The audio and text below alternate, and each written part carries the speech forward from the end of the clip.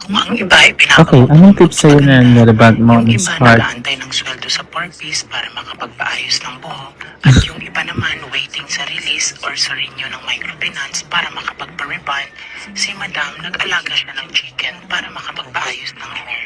Well, in fairness, Kasi ang balahibo ng alaga niyang 45 days na chicken kaya sa score niya, 45 days lang rebond mo na si Madam. Habang nakababad ang pang-rebond, nag-prepare si Madam para sa mga pangkla ng wow. at saka ng putok na tinapay.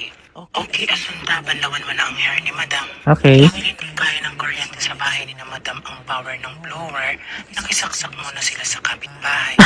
Kaya kailangan Papayalization. agad tayo sa mga kapitbahay dahil to the rescue ang mga yan sa Wow, to the rescue niyo ng mga kapitbahay. Napakabait mo. Asunta, pakipalantot na rin asunta. Kulayan natin ang Miss Heart para bumata si Madam ng 45 days. Wow, 45 days. Ang tagal nyo ah. Okay, nabanlawan na ni Madam ang hair niya. Lagyan natin ng Brazilian ang hair ni Madam. Okay. Patuyuin natin asunta. Padaanan ulit ng plancha asunta.